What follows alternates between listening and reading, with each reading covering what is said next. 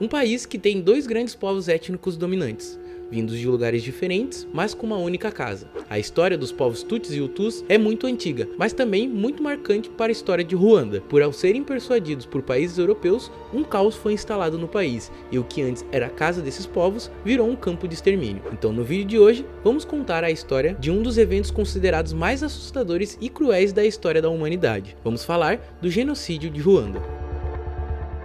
Salve, salve rapaziada, meu nome é Digo Black e este aqui é o canal Espalhável. No vídeo de hoje eu trouxe aqui o meu amigo Philos Lucas pra gente contar essa história muito, mas muito triste que aconteceu lá no país africano chamado Ruanda. Tu conhecia essa história, Lucas Philos? E aí, Digo de boa, e aí galera, eu conhecia também por cima assim. Por cima, né? Eu sei mais ou menos o que aconteceu. Muita gente conhece, mas não sabe a fundo o que aconteceu ou por que aconteceu toda essa guerra e todo esse genocídio que aconteceu lá no país Ruanda. Então, no vídeo de hoje a gente vai contar como foi essa história, o que aconteceu e quais foram os acontecimentos, né, que geraram todo esse fato muito triste lá para a história de Ruanda. Qual vai ser a meta de like pro vídeo de hoje? A meta de likes eu acho que 1922. 1922? Será que a galera bate? Acho que sim. Então vamos contar aí com a galera. 1922 likes, conto com a participação de vocês, então já se inscreve no canal, ativa as notificações e também não deixa de ativar o sininho para não perder nenhum conteúdo que a gente solta aqui no nosso canal. Então sem mais delongas, bora pro vídeo. Então, pra gente começar a falar aqui sobre os tristes eventos, né, que aconteceram lá no país de Ruanda, é claro que a gente tem que começar a falar do contexto que o país vinha, né, pra gente poder entender um pouco melhor sobre os acontecimentos. Então, Ruanda é um país africano que fica lá na região dos lagos, né, dos grandes lagos, e faz fronteira com Uganda, República Democrática do Congo, Burundi e também a Tanzânia, sendo então um país sem saída para o mar. Então, a população original ali do país, né, são os Batwa, que era um povo, né, de caçadores e coletores que tinham uma estatura muito baixa. Esses povos, né, eram chamados antigamente, né, de pigmeus. Então, depois disso, por um longo período, teve uma grande migração dos povos Banto, que é um outro povo lá da África, né? Esse povo Banto começou a migrar lá para a região entre 500 a.C. e 1500 depois de Cristo. Então, depois dessa época, né, começa a chegar os dois povos que a gente vai falar a partir de agora, né? Que seriam então os Tutsis e Hutus. Bem no começo ali da migração, os Tutsis já eram uma minoria, né, formando ali 15% da população do país, e já os Hutus eram 85% da população do país. Então, segundo os estudiosos, até então as diferenças entre os Tutsis e Hutus não era muito grande, né? Era mínima. Isso porque geneticamente os dois grupos são parecidos e têm características dos povos Banto, que é um dos maiores povos étnicos e linguísticos do mundo, né? Que tem 5% da população mundial. Olha só, imagina.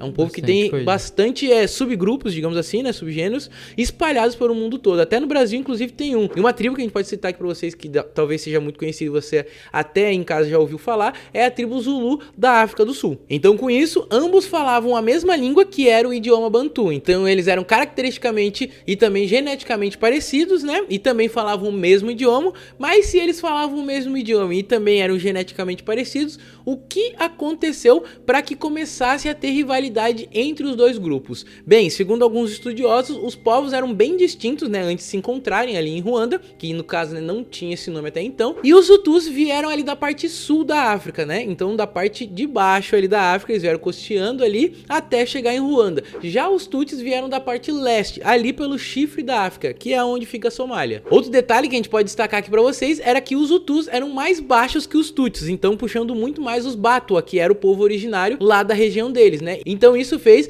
com que os grupos se isolassem ali mais facilmente, né? Então os mais altos e os mais baixos, cada um tinha o seu lado e assim eles conseguiam se identificar. Porque eu falei, né, eles tinham características genéticas parecidas e também falavam o mesmo idioma. Então, se chegava lá duas pessoas, os caras sabiam distinguir quem era Tutsi e quem era Hutu pela altura. Então, assim, no começo, né, como várias sociedades começam a se desenvolver e tudo mais, o país foi organizado ali em torno de clãs. Nesta época, né, existia até mesmo alguns clãs, mas os maiores grupos eram de Hutus, Tutsis e Batwa. Então, com isso, né, a formação de alianças e os clãs ali começando a se expandir nos locais, em 1700, por exemplo, já existiam cerca de 8 reinos nativos no local, onde 8 reinos já dominavam ali Ruanda. Então, um desses reinos, no caso, né, se chamava Ruanda e ele era governado por Tutsis. Então, com o passar do tempo, se tornou uma força dominante ali dentro do país. Isso por quê? Porque tanto pela conquista, que eles começavam a se expandir e começar a dominar outros clãs, eles tinham também um poder econômico muito forte. E isso era por quê? Por causa que eles tinham um monopólio de venda de gado. E olha só, para que os os Tuts menos favorecidos, né, que seriam os Tuts pobres, que já não eram mais a mesma classe que eles,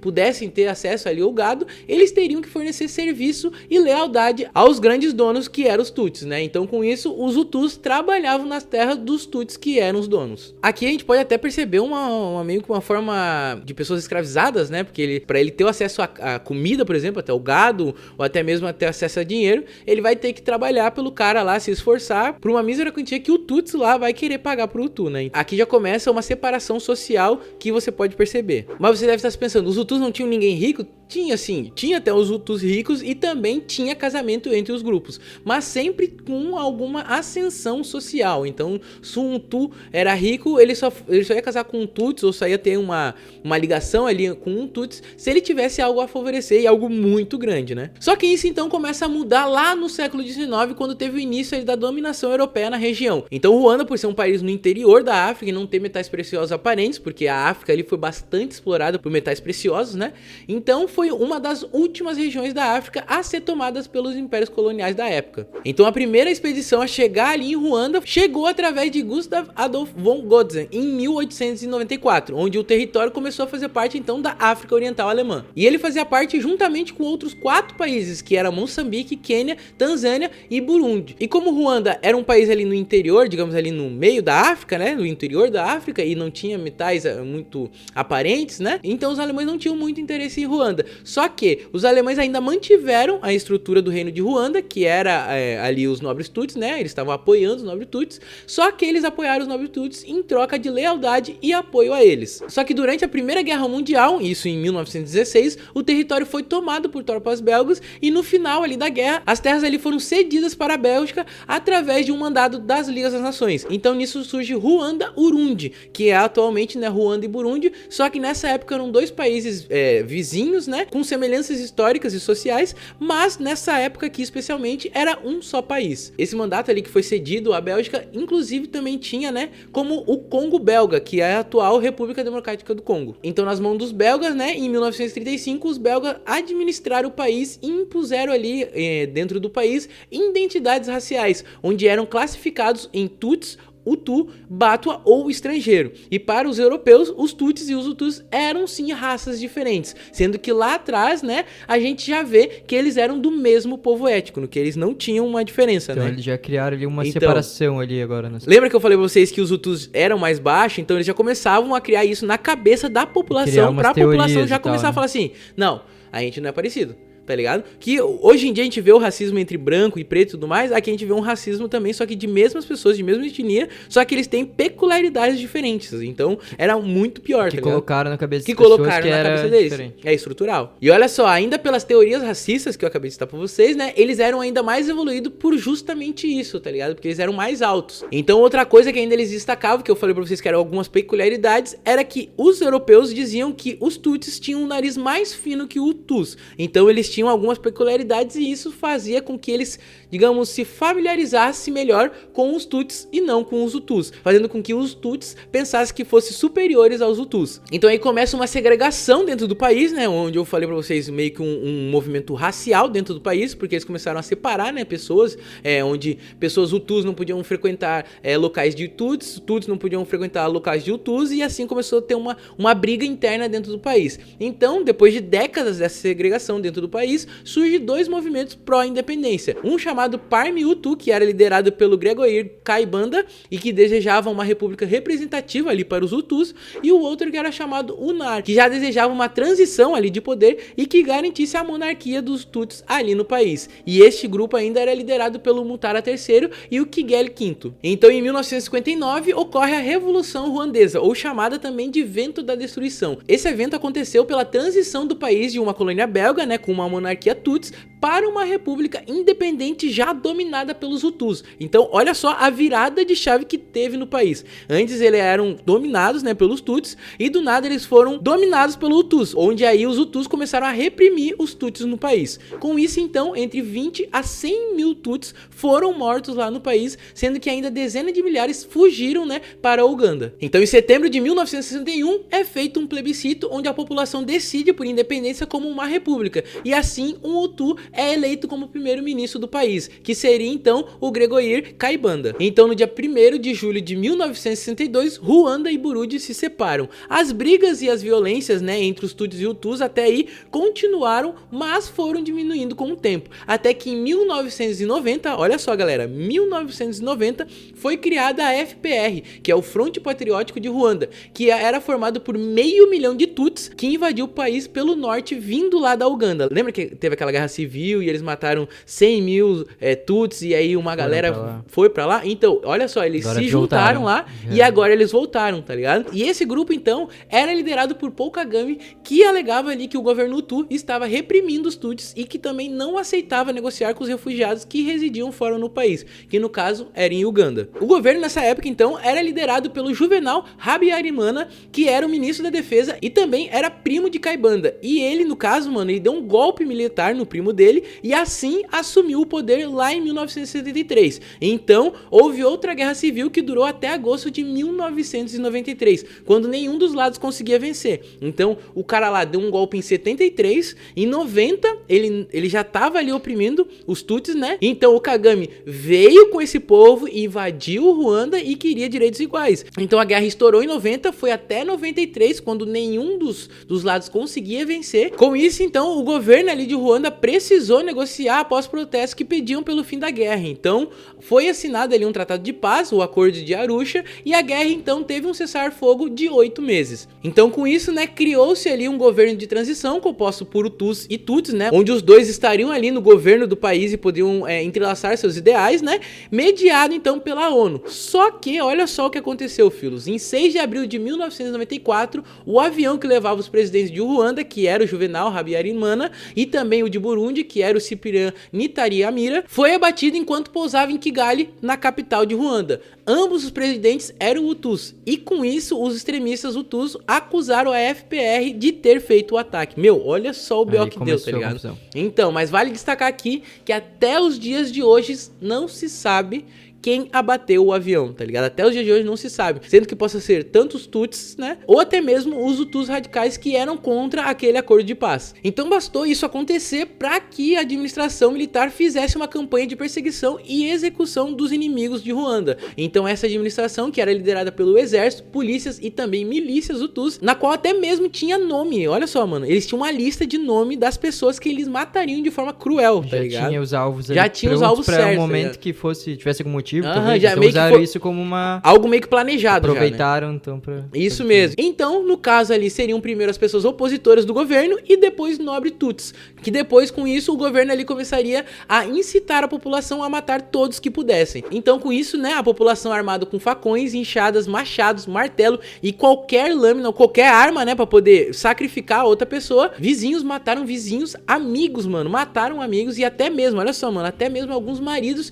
tiveram que matar suas mulheres Tutsis, dizendo que seriam mortos caso eles não fizessem aquilo. Meu Deus do céu, então olha só o caos que tava no país, tá ligado? E olha só, outra coisa é que também, que gangues Hutus procuravam vítimas em todos os lugares e ainda formaram barreiras, né, nas ruas, onde pessoas que eram Tutsis ou tinham membros da minoria Tutsi, né, eram executadas ali mesmo. Lembra quando eu falei lá no começo que os belgas botaram uma identidade racial? Sim. Então, eles botaram aquelas barreiras, aí a galera tinha que chegar ali com o documento, aí o cara viu, ó, é Tutsi, pau. Sim. Ah, não, tu é parente, tu é filho de Tutsi. Morria, colocaram dentro de várias categorias. Tá ligado? Alguns tinham um destino já meio que pronto já traçado, eles, né? Tá ligado? Então, com isso, né, o conflito causou a morte de até 1 milhão de ruandeses, sendo 70% da população Tutsi.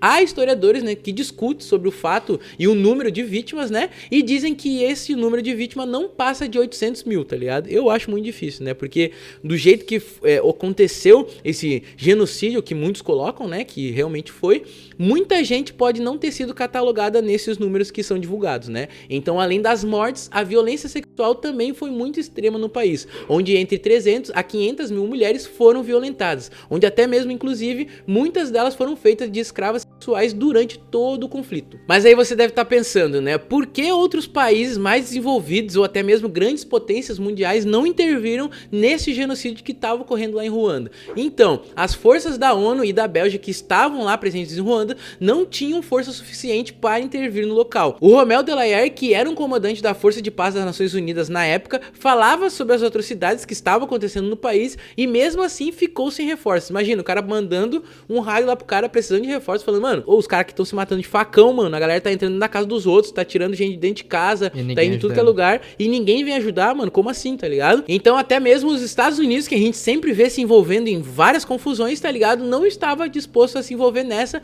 porque ele já tinha perdido homens em confrontos lá na Somália. Então ele se absteve, né, de dar essa ajuda lá pra Ruanda. Além disso, o aumento de forças foi inicialmente barrado ali pelos franceses, que no caso eram até mesmo aliados do governo Hutu. E eles até chegaram, né, a enviar militares para criar uma zona segura ali no país, mas foram acusados de não fazer o suficiente para acabar ali com a chacina. Então, até mesmo, né, depois de um tempo, o governo ruandês acusou a França de ter ligações diretas ali no massacre, mas isso foi negado lá por Paris. Então, com a retomada da Guerra Civil, que já estava ali gerando várias guerras civis dentro do país, mas essa daí realmente foi muito forte, a FPR, né, que era liderada lá pelos Tutsis, fez uma forte ofensiva ali contra o governo, juntamente, né, com o exército de Uganda, e então conseguiu derrotar ali o governo Hutu. Isso no dia 15 de julho de 1994, quando a guerra ali em Ruanda já estava completando 99 dias. Imagina, mano, 99 muita dias de gente matando gente todos os dias, tá ligado? Lá em Ruanda, inclusive, né, eles comemoram esses 2 dias, né,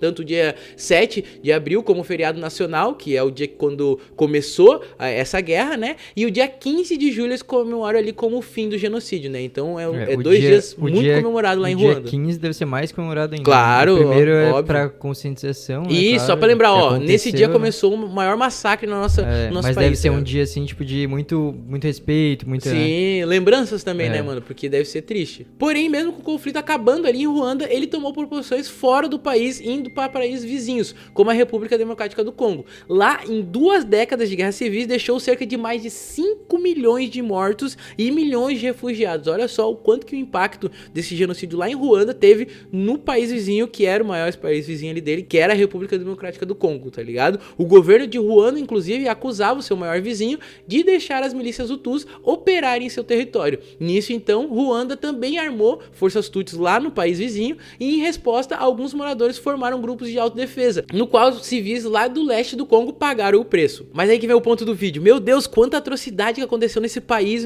Mano, o que acontecia no mundo que o mundo não notificava isso ou não, tipo, divulgava isso? Porque imagina isso, hoje em dia um negócio desse tamanho, né? Então, no momento do ocorrido, a FIFA organizava a Copa do Mundo lá nos Estados Unidos. E com isso, lógico, né, os acontecimentos em Ruanda não tiveram muito espaço nas programações midiáticas no mundo. Que no caso, o Brasil até ganhou a Copa do Mundo e ele jogou contra a final contra a Itália? Itália, né? Ele ganhou de quanto? Tu que é fã. Pênaltis, que o Roberto Baggio perde um pênalti. Sabe aquele pênalti tetra! Verdade, olha bate só. Bem por cima. Assim. Meu Deus, imagina. Enquanto o Brasil era tetra de um lado, acontecia um genocídio do outro lado. Olha só que doido. É maluco. Né? É maluco. Mano. Mas lembra que a gente falou que o governo fez uma campanha de perseguição contra os inimigos de Ruanda? Então, dentro desses inimigos de Ruanda não tinha só os Tutsis. Tinha também os Hutus moderados, tá ligado? Que eram as pessoas que eram a favor dos direitos do Tutsi, que não faziam discriminação com Tutsis. E que até mesmo, como eu falei pra vocês, né? Tinha uns caras que eram casados com mulheres Tutsis e assim vice-versa, né? Mulheres Hutus que eram casadas com homens Tutsis. Aí que alguns tiveram que matar. Então, e alguns tiveram que matar, outros tiveram que se refugiar. Então, muitos deles morreram, né? Porque eles não quiseram, né, matar os seus entes queridos ou não quiseram participar desse genocídio. E outros deles salvaram muitas famílias Tutsis das perseguições. E um caso muito famoso que a gente pode contar aqui pra você é o gerente do hotel Millie Collins, que fica lá na capital Kigali. O Paul Rusesabagina, que ficou mundialmente conhecido por ter salvado 1.268 Tutsis em seu hotel. Mano, 1.268 Tutsis, tá ligado? Pior que em histórias, assim, tipo, de massacres ou coisas do tipo, muitas vezes tem também as pessoas que ajudaram a salvar, né, a vida dos outros, né? Igual também lá na Alemanha, na época dos nazis lá e tal, também tinha as pessoas que ajudaram a proteger outros e tal, né? Então, se você quiser, a gente pode até fazer um vídeo sobre essas pessoas, tá ligado? Que ajudaram. Inclusive, essa história, né, virou filme, tá ligado? Porque ela ficou muito famosa e ela virou um filme chamado Hotel Ruanda, lançado em 2004 lá nos Estados Unidos e em 2005 no Brasil. Já assistiu esse filme, Afilos? Não, mas acho que eu tô ligado no nome. Mano, eu queria muito assistir. Todo mundo fala que é muito, mas muito massa. Mas então, como é que ficou ali o desfecho com Ruanda depois de todo esse genocídio acontecido ali no país? Então, após ali a pacificação, foi criado um Tribunal Penal Internacional para Ruanda, para que fossem então julgadas as pessoas que participaram ali do genocídio,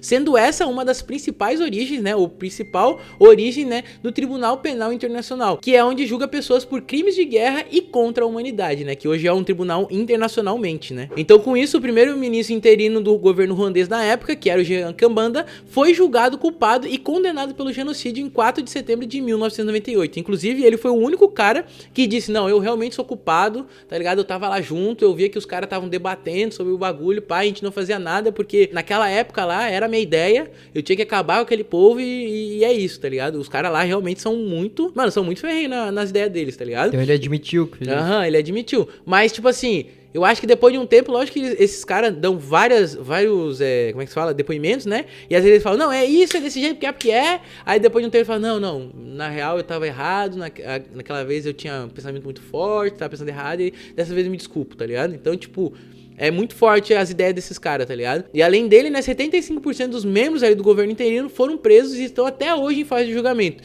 Que é o caso que eu falei pra vocês, onde os caras falam que não era culpa deles, que era culpa de um, e um vai jogando pro outro, e aí fica julgamento eterno até eles realmente ser presos e ser realmente condenados pelos crimes que fizeram. Já o líder, né, da FPR e presidente de Ruanda, o Paul Kagame, que foi depois, né, eleito presidente, foi saudado pelo rápido crescimento econômico do país no início do seu governo no ano de 2000. O Kagame já vinha sendo líder ali de fato do país desde 1994, mas com foco mais ali nas questões militares e diplomáticas do que nos assuntos internos ali dentro do país. O Kagame inclusive foi reeleito, né, em 2017 para um novo mandato de 7 anos, porém uma reforma constitucional adotada em referendo de 2015 permite que ele fique no poder até 2034, se não até mais do que a gente possa imaginar, né? Que lá realmente é um poder pro outro e tá no poder e é eu porque é eu. Tem muito país assim ainda. Tem, né? Lá na África tem muito país assim, muito país antiga, assim. Mas muitos países, tá ligado? Só vai mantendo assim, né? E inclusive o Paul Kagame, ele diverge muitas ideias,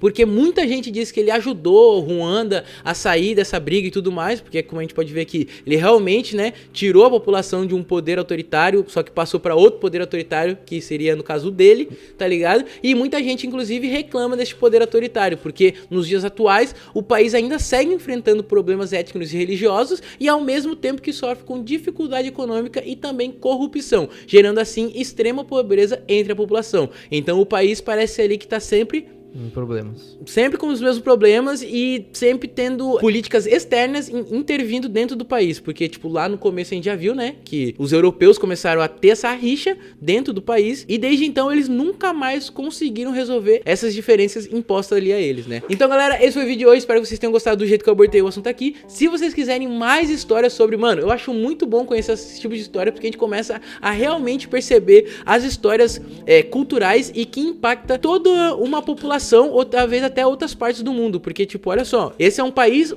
dos países da África, que a gente contou aqui que teve impacto na República Democrática do Congo, onde esses países já eram colonizados por outros europeus e imagina, quanto país lá na África não deve ter tido essas guerras civis pra poder ter o seu território e a sua independência, tá ligado? Então, se você quiser mais vídeos sobre isso, sobre a África, sobre a Ásia, sobre a nossa América Latina aqui também, comente aí pra gente ver os melhores assuntos e trazer aqui as melhores histórias pra vocês. Então se inscreve no canal, ativa as notificações pra não perder nenhum dos nossos conteúdos. Beijo e abraço, tamo junto, é nóis.